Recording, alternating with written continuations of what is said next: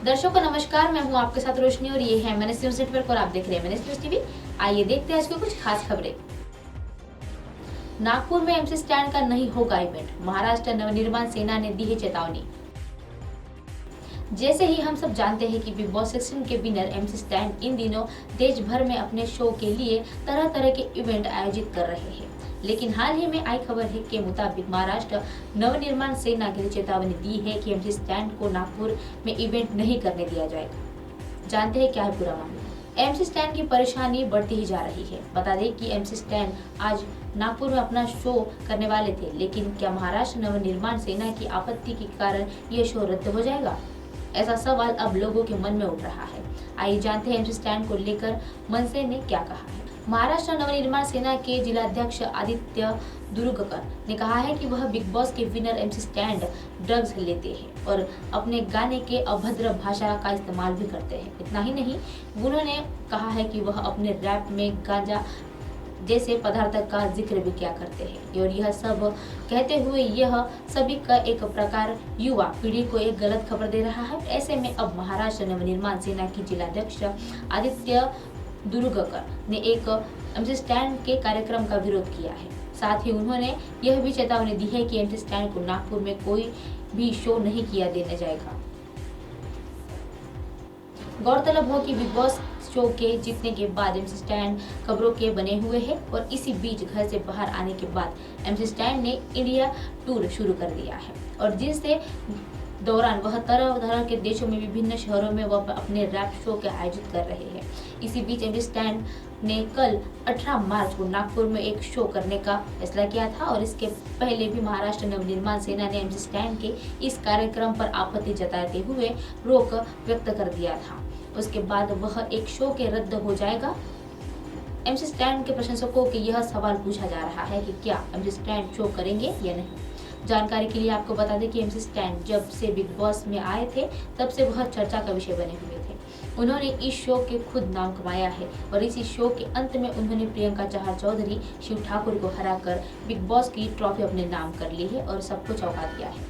कई लोगों ने उसका विरोध किया, लेकिन उनके प्रशंसक खुश थे कि एमसी स्टैंड विनर बन गए हैं। ऐसे में अब देखना ये होगा कि एमसी स्टैंड का नागपुर में इवेंट होता है या नहीं। जल्द ही मां बनने वाली है गौरी मैम, प्रेगनेंसी के कारण शो को कहेगी अलविदा।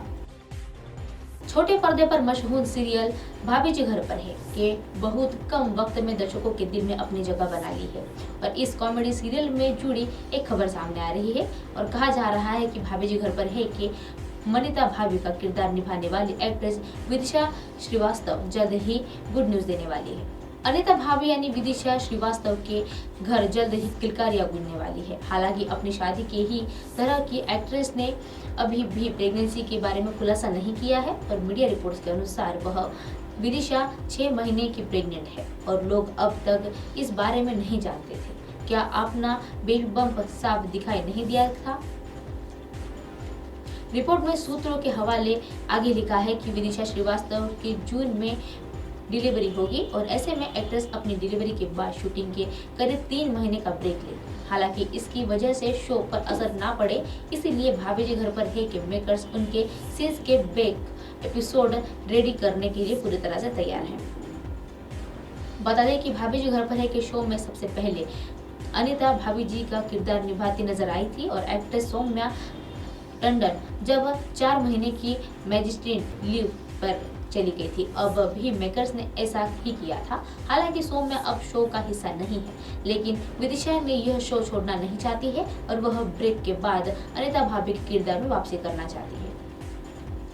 गौर करने वाली बात तो यह है कि भाभी जी घर पर है में वह अब तक 3 एक्ट्रेस ने बहुत कम टाइम में अनीता भाभी का किरदार निभाने से देखा हुआ है और शो ने 2015 से सौम्या टंडन ने साथ शुरुआत की थी और बाद में 2020 में उन्होंने शो छोड़ दिया था और नेहा पेंडसे ने उनकी जगह ले ली थी और 2 साल बाद फरवरी 2022 में नेहा ने भी शो छोड़ दिया था और तभी से विदिशा अनीता भाभी का किरदार निभा रही है।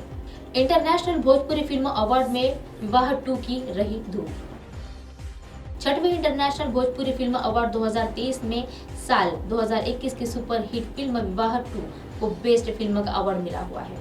विवाह 2 के रिलीज के बाद बॉक्स ऑफिस पर बम्पर सफलता हासिल की थी और इस फिल्म को इंटरनेट वह इंटरनेशनल भोजपुरी फिल्म अवार्ड से सर्वश्रेष्ठ फिल्म के लिए चुना गया था और फिल्म की एक इंडस्ट्री में वह इंडस्ट्रियल के सुपरस्टार गोविंदा और यशी फिल्म्स के ऑनर।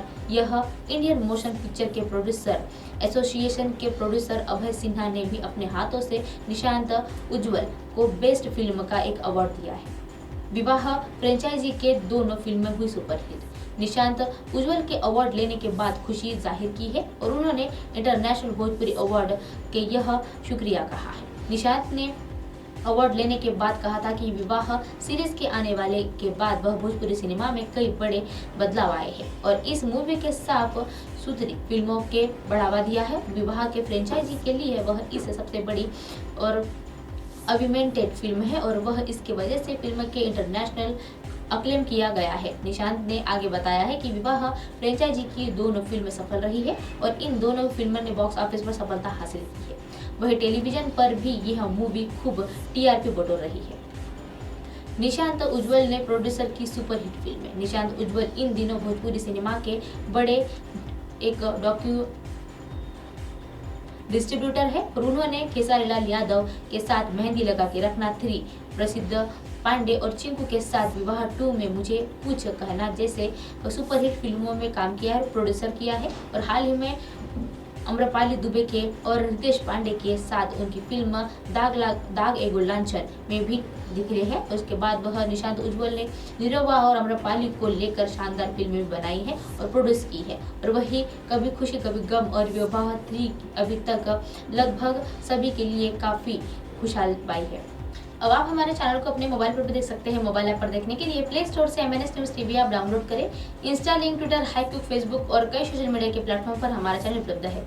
आप इसे यूट्यूब पर भी देख सकते हैं। आप हमारे चैनल को लाइव भी देख सकते हैं www.mnsnewstv.com पर। फिलहाल वक्त तो चला है दर्शकों ब्रेक का। ब्रेक से लौटने के बाद देखिएगा देश और दुनिया की तमाम खबरें। बने रहिए MNS न्यूज़ पर। नमस्कार।